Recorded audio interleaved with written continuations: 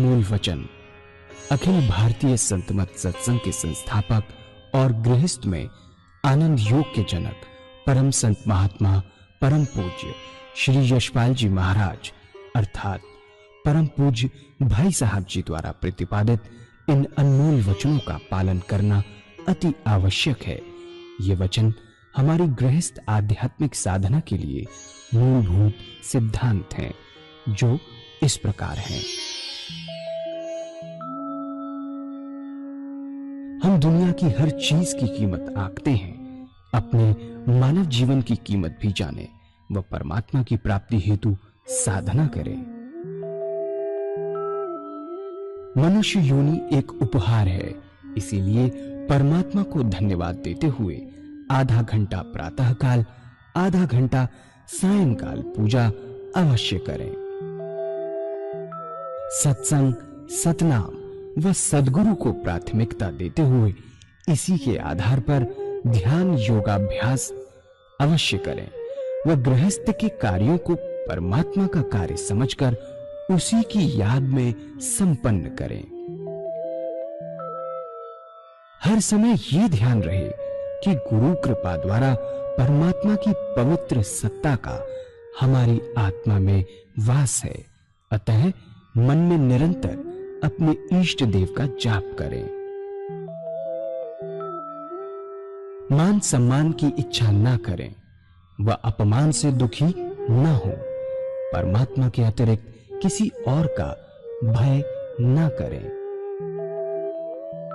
दूसरों की बुराई न करें, न सुने, सत्य व मधुर बोलें, अश्लील शब्द मुंह से ना निकालें, सभी से नम्रतापूर्ण व सुंदर व्यवहार करें।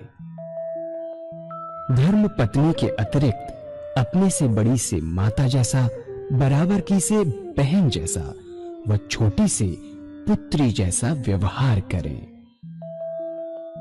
सांसारिक जीवन यापन की आवश्यकताएं अंतहीन है, इसलिए अधिक से अधिक समय सत्संग में व धन परोपकार में खर्च करें। याद रखें, न स्त्री माया है, न धन दौलत, न ही परिवार। माया वह है जो हृदय को परमात्मा से दूर हटा दे। अतः निरंतर सत्संग और सद्गुरु की शरण में रहने का प्रयास करें। भोजन अपने इष्ट को अर्पण कर प्रसाद रूप में परमात्मा की याद में करें। रात्रि में सोने से पहले अच्छे बुरे कार्यों का आत्मनिरीक्षण कर उसका समुचित पश्चाताप करते हुए ध्यान करें व प्रभु की गहरी याद में ही विश्राम करें। परमात्मा तू ही है, तेरी इच्छा पूर्ण हो।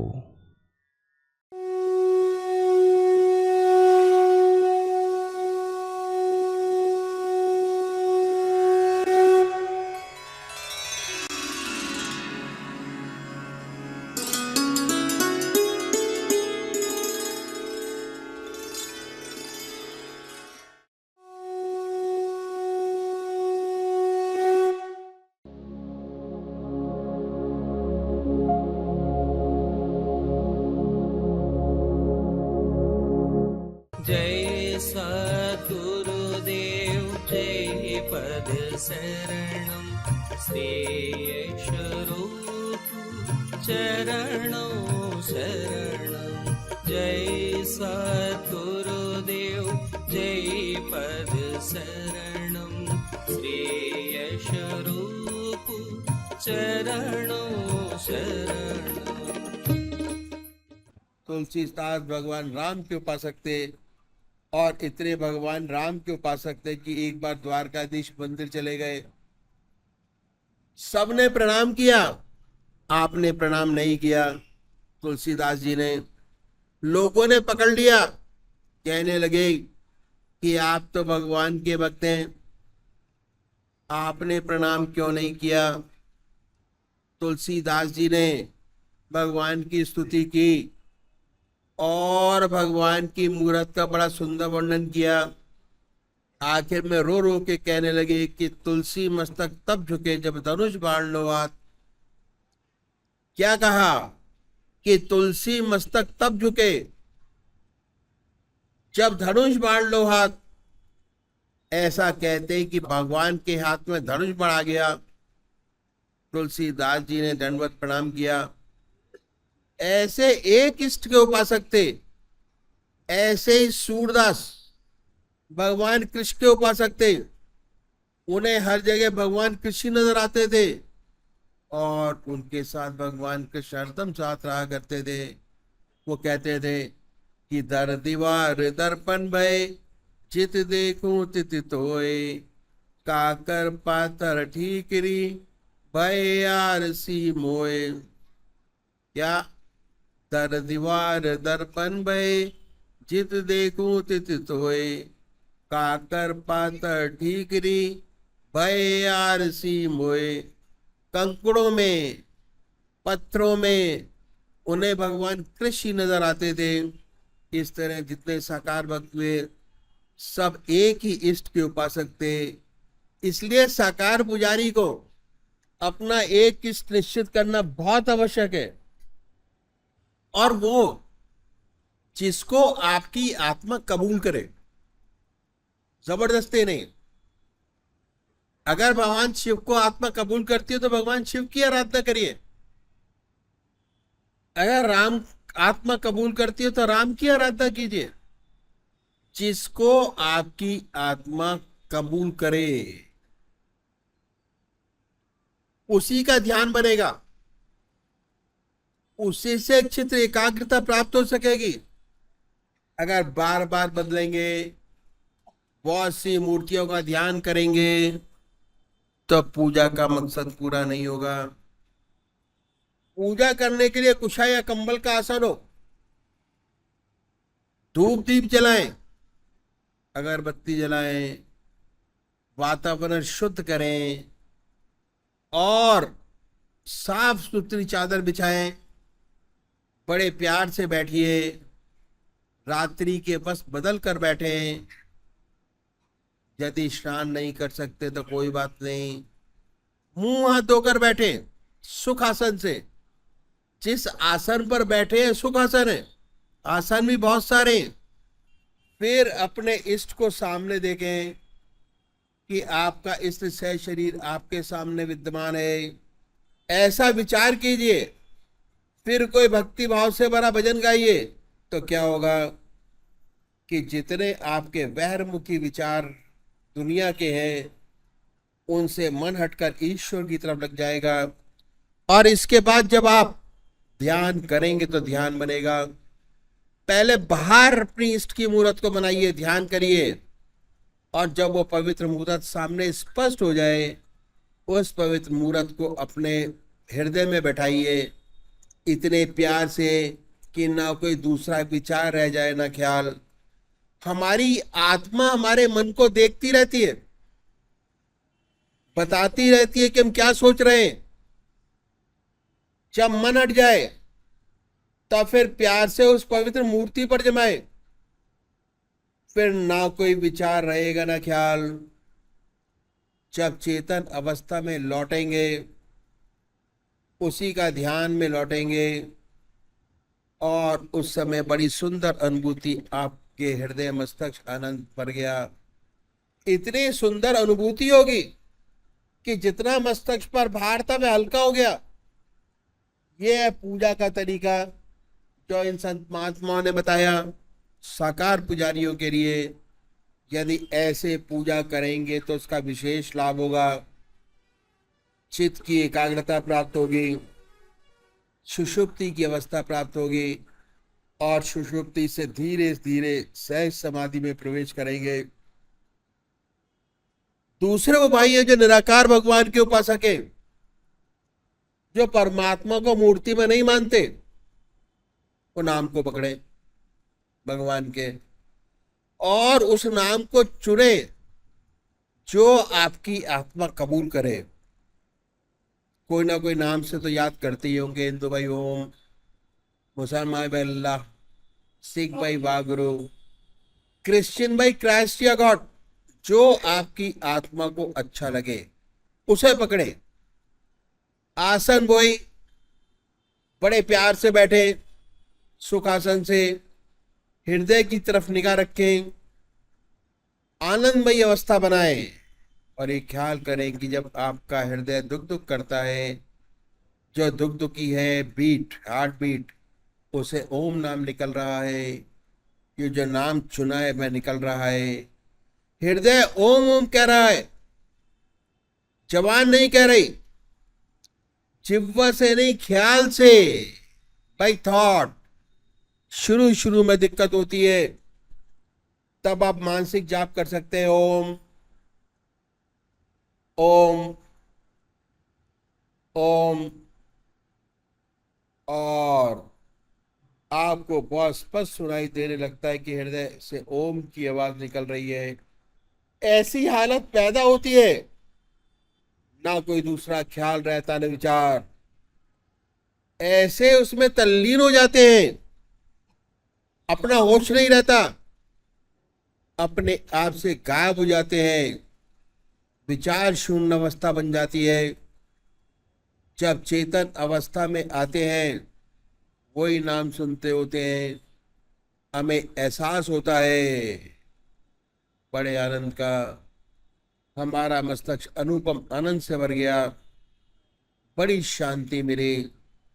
तो इन संतों ये तरीका बताया पूजा का कि यदि ऐसे पूजा करेंगे हमें विशेष लाभ होगा, चित्त की एकाग्रता प्राप्त होगी और धीरे धीरे हमें आत्मदर्शन के साथ साथ परमात्मा का अनुभव होने लगेगा।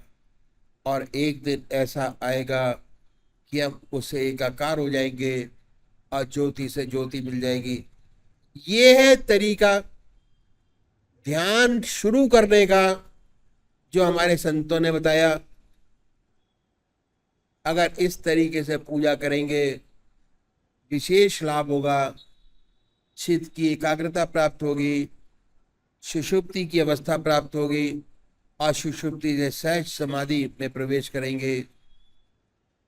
तो ये है तरीका पूजा करने का जो मैंने आपके सामने रखा, और इसे हर कोई अपना सकता है, चाहे वो किसी भी समाज का आदमी हो, किसी भी धर्म का अनुयायी हो, सन्यासी हो, साधु हो, स्वामी हो, सब इस तरीके से अपने ध्यान की अवस्था प्राप्त कर सकते हैं। परमात्मा तू ही है, तेरी इच्छा पूर्ण।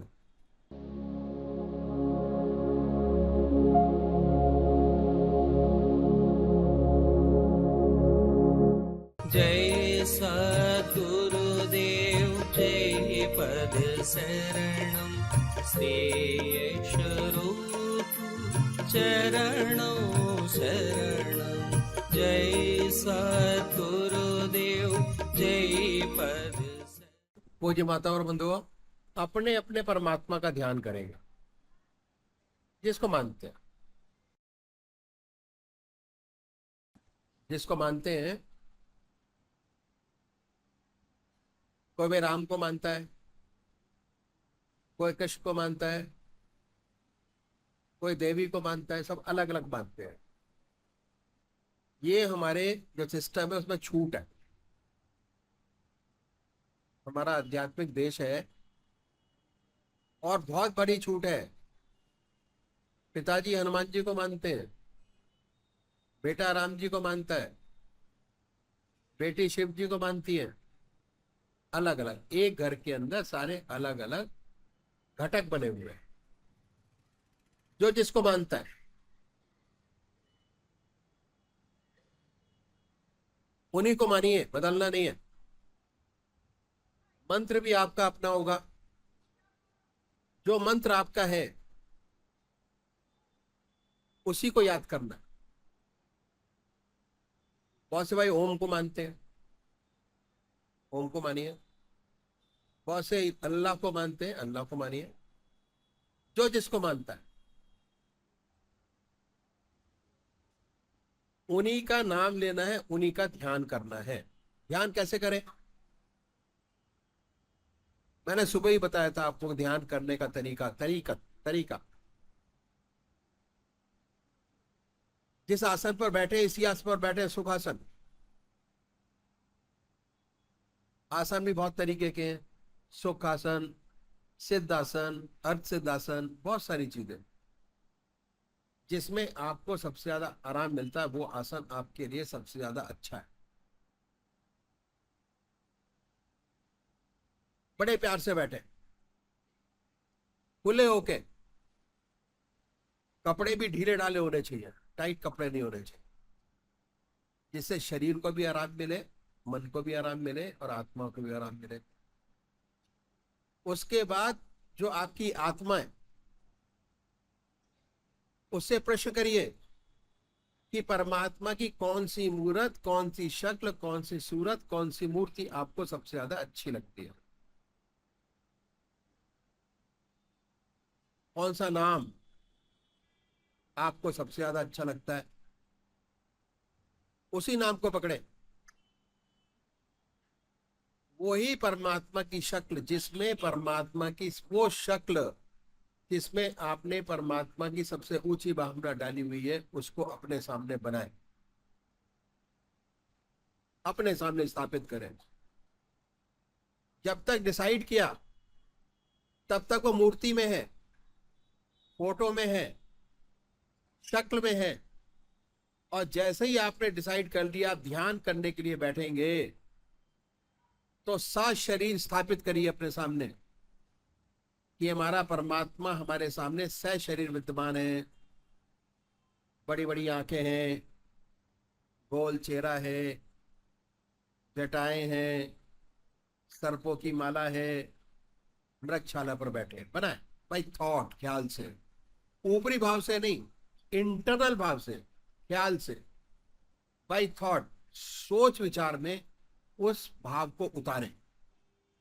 जब वो सामने स्पष्ट हो जाए, उस पवित्र हृदय को अपने हृदय चक्र पर उतारें। जैसे आपने देखा होगा हनुमान जी की बहुत सी फोटो हैं जिसमें वो राम जी को अपने हृदय के अंदर उतारते दिखाते हैं, लगे हुए दिखाते हैं।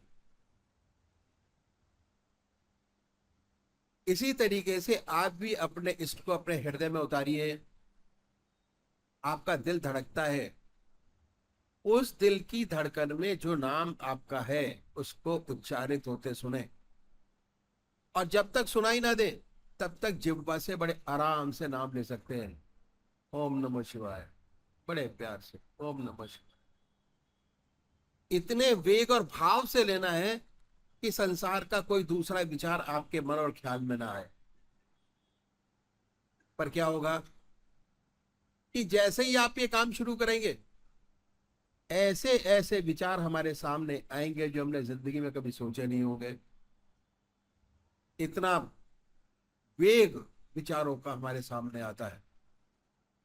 उन विचारों को दबाएंगे तो प्रतिशोध पैदा होगा। दबाइए नहीं, हटाइए। जैसे भाव दूसरे आए उनको हटाएं, दोबारा आए तो फिर हटाइए। जैसे एक समुद्र के अंदर नाव चली जा रही है, लहरें आती हैं, आप नाव चला रहे हैं, और जब उल्टी लहर आती है तो लहरों को हटाते हैं जिससे हमारा रास्ता साफ होता चला जाए। उसी प्रकार आप अपने मन के रास्ते को साफ कीजिए। जैसे ही कोई दूसरा वेग विचार आए उन विचारों को हटाएं, अपने इष्ट की याद में लगे, फिर हटाएं, फिर अपने इष्ट की याद में लगे। यह अभ्यास। भगवान श्री कृष्ण ने 4 विशेष बात बतलाई। पहला आहार की शुद्धि, दूसरा विहार की शुद्धि, तीसरा अभ्यास, चौथा वैराग। आज जो भी काम में हमारी परफेक्टनेस है, जो काम हम बड़े आराम से कर सकते हैं, वो अभ्यास के माध्यम से होता है।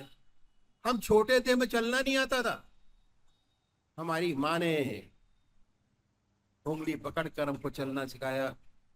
आज चल लेते हैं, भाग लेते हैं, दौड़ लेते हैं। अभ्यास। पढ़ना नहीं आता था, पढ़ना सिखाया टीचर ने, आज बहुत अच्छा पढ़ लेते हैं, कंपटीशन दे लेते हैं, आईएएस बनते हैं, आईपीएस बनते हैं। अभ्यास, जैसे जैसे अभ्यास बढ़ता चला जाएगा, आपके इष्ट की मूर्त स्पष्ट होती चली जाएगी, और एक दिन ऐसा आएगा कि आप होंगे और आपके सामने आपका इष्ट होगा। आपको कहीं जाने की जरूरत नहीं है, अपने इष्ट से, अपने भगवान से, जिस